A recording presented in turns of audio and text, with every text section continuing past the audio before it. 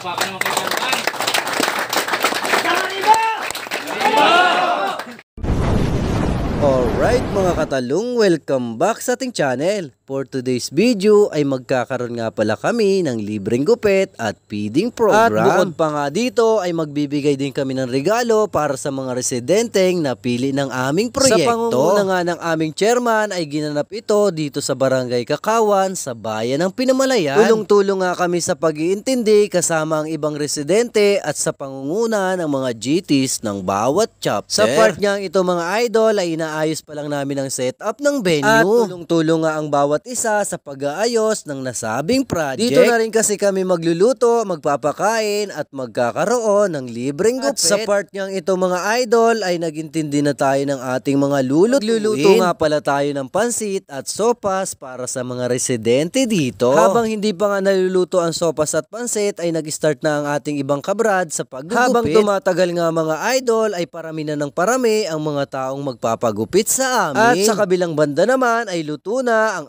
ating pansit. At pinagtulungan nga namin itong ilagay sa paper cup para maipamigay na sa mga taong nandito. Sobrang nakakatuwa nga at nakakataba ng puso kapag tayo ay nakakatulong. Dahil nga membro tayo ng Tao Gamma Pi ay ipinapakita natin ang ating vision. At ang ating mission ay tumulong sa mga nangangailangan at maging kapaki-pakinabang sa bawat komunidad. At sa simpleng bagay nga na ito mga idol ay naipapakita natin sa tao na hindi mali ang ating pinasukang fraternity. Noong unang panahon ay natatakot ang mga magulang na sumali ang kanilang mga anak sa fraternity sapagkat puro away lamang daw ito. 2005 nang tayo ay makapasok dito. Mula noon hanggang ngayon ay hindi natin napatunayan ang mga negatibong sinasabi ng ibang tao. Puro pagtulong at community service nga ang ating mga nararanasan. May mga time nga na nagkakaroon ng konting problema pero naaayos agad naman. Nang mailagay na nga ang pansit at tinapay sa paper cup ay pinamigay na natin ito sa mga taong nandito. Bukod nga pala sa feeding program at libreng gupit ay meron din kaming regalo para sa mga residenteng mapipili natin na nakiisa sa ating proyekto. Meron nga tayo ditong bigas at itlog para sa mga maswerteng mabubunot sa ating parapol. Bukod pa nga dyan ay nagpalaro din kami at ang mananalo nga ay magkakaroon ng sari-saring ang mga parlor games ang aming ipinalaro dito at talaga namang tuwang-tuwa ang mga bata. At lahat nga kami ay tuwang-tuwa sapagkat nakapagbigay kami ng kaunting kasiyahan sa mga taga rito. At tapos nga ang palaro ay tinawagan na namin ang mga taong kasali sa parapol. Ang kasali sa rabon ay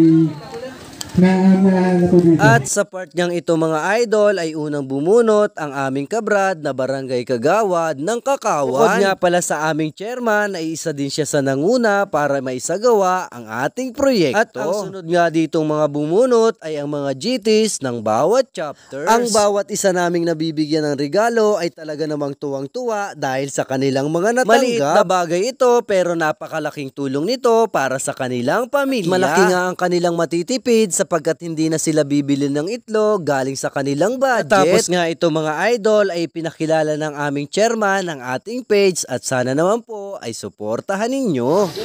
I-like and follow niyo po yung vlog niya na anong pangalan ng vlog mo? Ian Strong TV. Okay. Follow like and dahil tayo nga ang GT ngayon ng ating chapter mga idol ay tayo ang pinabunot dito. After nga nito mga idol ay pinamigay na rin ng mga bigas at iba pang regalo para sa kanila. Salamat kay Tom J.R. Briggs. Maraming salamat po para pagtulong din para sa katubaran itong programa na ito. Nagpapasalamat din po kami sa mga residente na ditong relocation site. Tapos, nagpapasalamat din kami sa Trilig Oriental Mindoro.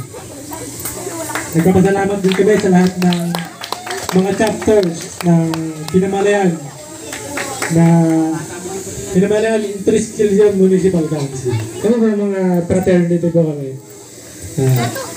Kami, gumagawa kami ng mga way na mga bagay na nakaka-inspire sa mga, katulad dyan, mga bata. Pinaglaro namin sila, parang team building. Kumbaga, pagsama-sama natin gagawin yung isang bagay, mabilis lang natin matulungan at maabot natin yun. Pagtulong-tulong tayo. So dapat tayo dito sa atin, sa relocation site, ay nagkakaisa tayo, nagtutulong-tulong.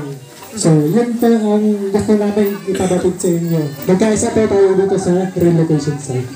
Maraming salamat po. Tulong-tulong na tayo ha. Ako gusto ko talaga. Ang dami ka rin talagang effort dito. Palakpakan naman kayo dyan.